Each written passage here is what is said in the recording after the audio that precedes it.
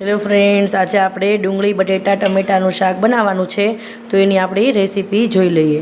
તો તમે મારો વિડીયો સબસ્ક્રાઈબ ન કર્યો હોય તો લાઇક, શેર અને સબસ્ક્રાઈબ કરી દેજો, તો તમને નવા નવા મારા વિડીયા જોવા મળશે. ચલો આપણે બનાવીએ ડુંગળી બટેટા ટમેટાનું શાક. ફ્રેન્ડ, તમારું સ્વાગત છે મારી યુટ્યુબ ચેનલમાં. તો આજે આપણે બનાવવાનું છે ડુંગળી બટેટાનું શાક.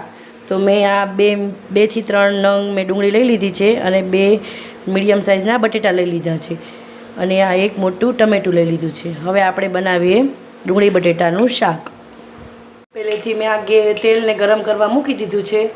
2 થી 3 ટેબલ સ્પૂન આપણે તેલ લેવાનું છે. હવે આપણે એમાં બેઝિક મસાલા કરી દઈએ. આપણે એમાં રાઈ નાખવાની છે 1 સ્પૂન. 1 સ્પૂન આપણે જીરું નાખીશું. 2 થી 3 ચપટી જેટલી હિંગ નાખીશું. 1 ટેબલ સ્પૂન આપણે હળદર નાખીશું. હવે આપણે ડુંગળી બટેટાની અંદર નાખી દેવાના છે.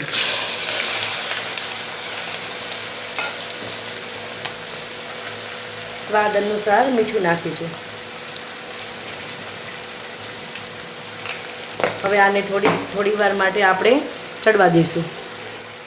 આપણું શાક થોડુંક હવે સોફ્ટ થઈ ગયું છે. હવે આપણે આમાં એક ટમેટું નાખી દઈશું. આપણે કટિંગ કરેલું જ છે. જો હવે આ બધું મિક્સ કરી દઈશું. મિત્રો, આવી રીતે તમે ડુંગળી બટેટાનું શાક બનાવશો તો એકદમ સરસ થશે અને બાજરાના રોટલા, રોટલી, ભાખરી જોડે ખૂબ સરસ લાગે છે આ ડુંગળી બટેટાનું શાક. હવે આમાં આપણે મસાલા કરી દઈએ. 1 ટેબલ સ્પૂન આપણે મરચું નાખવાનું છે. આમાં ધાણા જીરું નાખવાનું છે 1 ટેબલ સ્પૂન. આપણે ગરમ મસાલો નાખીશું અડધી ચમચી. હવે આને બધું એમાં મિક્સ થવા દેવાનું છે. આપણે આને હલાવવાનું નથી. આપણું શાક હવે થોડું સોફ્ટ થઈ ગયું છે. હવે આપણે એમાં અડધી ટેબલ સ્પૂન આપણે એમાં ખાંડ નાખીશું. મિત્રો, ખાંડ નાખશો તો આપણું તેલ એકદમ છૂટું થઈ જશે. હવે આપણે આને બધું મિક્સ કરી દેવાનું છે. આપણે મરચું અને ધાણા જીરું નાખીને તરત નથી હલાવવાનું. થોડી વાર એને થવા દેવાનું છે, પછી આપણે એને હલાવશું. આવી રીતે તમે એક વખત ડુંગળી બટેટાનું શાક કરજો, બહુ સરસ થશે. એકદમ તેલ છૂટું પડી જશે અને ખાવાની ખૂબ મજા આવશે. થોડી વાર માટે એને થવા દેવાનું છે. બધા મસાલા એકદમ મિક્સ થઈ ગયા છે અને આપણું શાક થોડું સકડી ગયું છે. હવે આપણે આમાં 1 ગ્લાસ પાણી નાખવાનું છે. તમારે જેટલો રસો વધારે ઓછો કરવો હોય એ રીતે આપણે પાણી નાખવાનું છે. હું આમાં 1 ગ્લાસ પાણી નાખીશ. હવે આ કુકર બંધ કરી આમાં આપણે 3 થી 4 સીટી વગાડી દઈશું.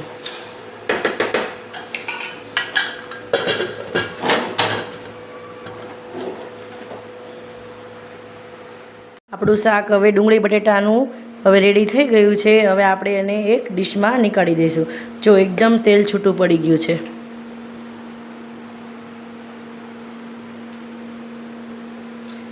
હવે આપણે આને એક ડીશમાં કાઢી લઈશું.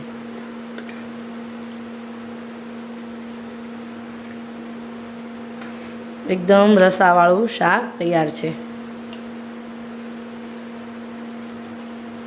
મિત્રો, આવી રીતે એક વખત તમે ડુંગળી બટેટા ટમેટાનું શાક બનાવશો તો ખૂબ મજા આવશે તમને ખાવાની.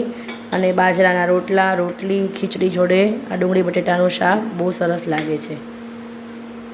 હવે આપણે એમાં ઉપરથી ધાણા એડ કરવાના છે.